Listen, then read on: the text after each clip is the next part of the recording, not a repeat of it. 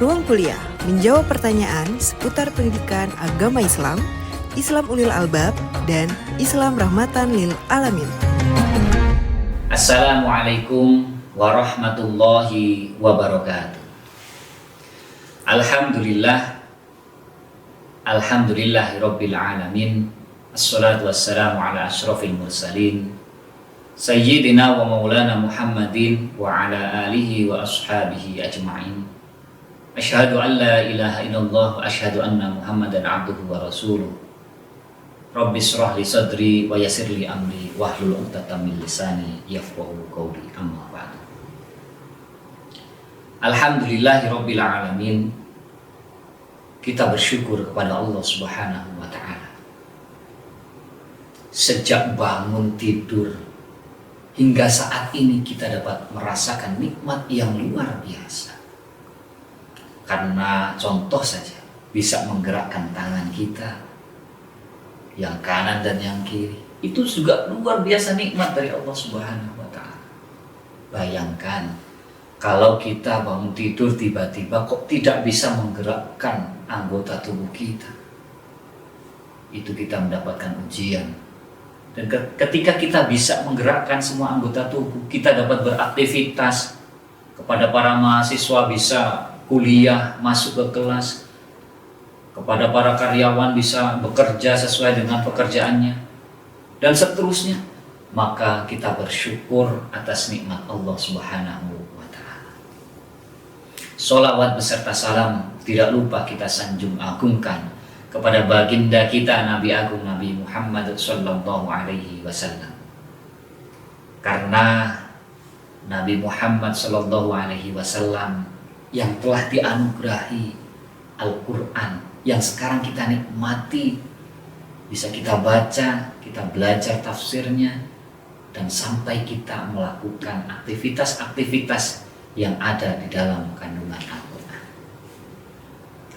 Alhamdulillahirabbil alamin. Kesempatan yang sangat baik ini kita akan mengupas tema mengenai iman dan implementasinya kepada kita semuanya ini terhadap iman terhadap kitab suci. Nah, kita sebelumnya membahas mengenai makna iman terlebih dahulu. Di dalam hadis dari Umar radhiyallahu anhu mengenai iman ini sudah ditanyakan. Ketika itu malaikat Jibril datang kepada Nabi Muhammad, bertanya, fa akhbirni 'anil iman, begitu. Qala. Nah, di sini sangat menarik bahwa jawaban Nabi Muhammad SAW dalam hadis tersebut, antu'mina billahi wa malaikatihi wa kutubihi wa rusulihi wal yaumil akhir wa tu'mina bil qadri khairihi wa syarrihi. Nah, ini sudah mencakup semua dari rukun iman yang kita pelajari. Jadi ditanya oleh malaikat Jibril mengenai apa itu iman. Iman itu percaya kepada Allah Subhanahu wa ta'ala, percaya kepada malaikat, percaya kepada kitab, percaya kepada Rasul, percaya kepada hari akhir, percaya kepada qada yang baik dan yang buruk. Nah, saudara, katanya malaikat Jibril, benar begitu.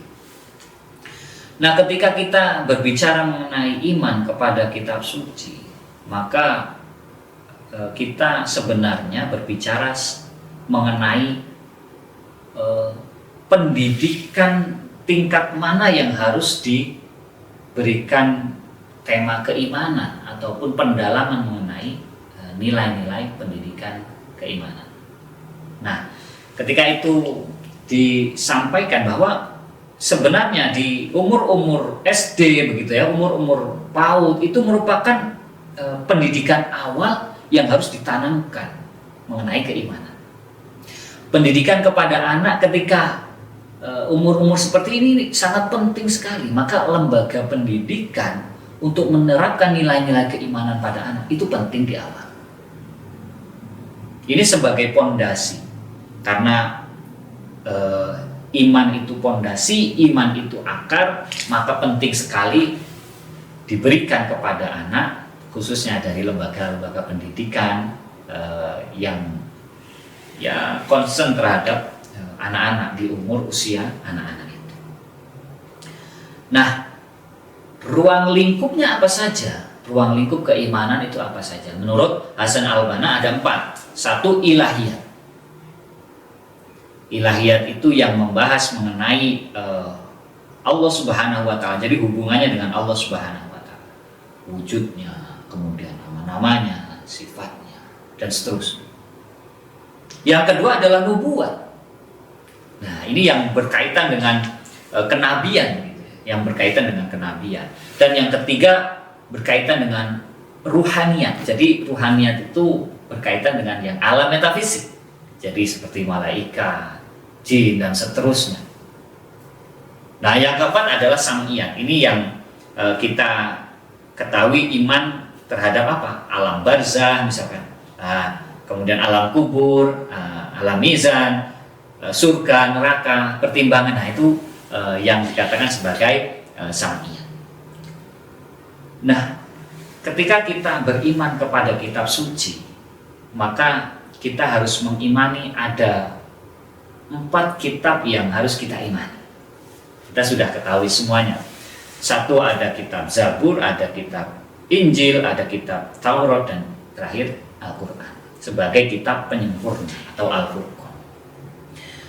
Kita sudah diberi nikmat oleh Allah Subhanahu wa Ta'ala berupa adanya Al-Quran yang sekarang kita sangat mudah sekali ada mushaf Al-Quran, baik yang langsung dicetak menggunakan kertas maupun ada di alat-alat elektronik kita, ada di laptop, ada di HP, dan seterusnya.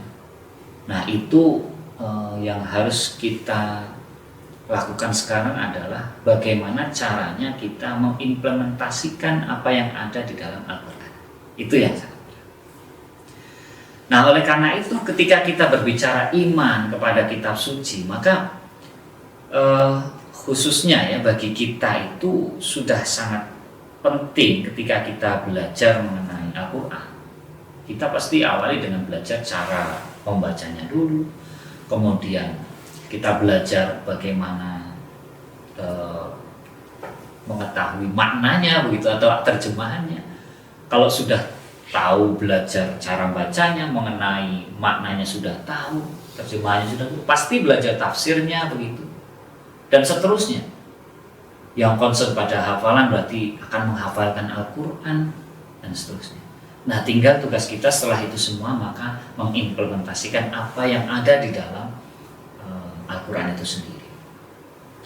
Nah, memang ketika kita berbicara mengenai percaya terhadap kitab suci, salah satunya khususnya Al-Quran, maka bagi para mufassir gitu ya, khususnya itu di era sekarang ini ya memang dari dulu begitu ya sampai era sekarang ini itu harus punya syarat-syarat gitu ya.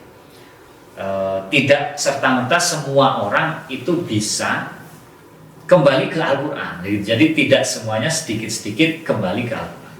Jadi ada mufassir yang memang punya kriteria, punya syarat menjadi mufassir. 1 misalkan begini, ia harus pandai ilmu bahasa.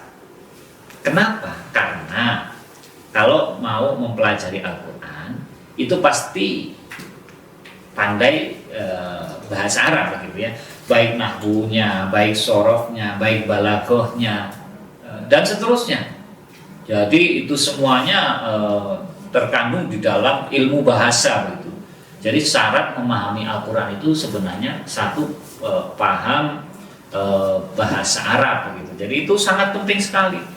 Kalau misalkan orang yang belum pernah belajar nahwu, soroh, kemudian balaghah dan seterusnya, kemudian dia langsung bilang, ayo kita kembali ke Al-Quran dengan begini dan terjemahnya, ya itu bagus, tetapi memang belum sempurna begitu ya.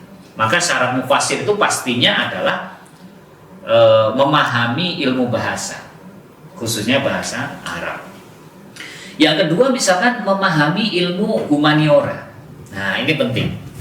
Karena kemanusiaan itu menjadi bahasan bagi kita semuanya, paham mengenai dengan ilmu humaniora.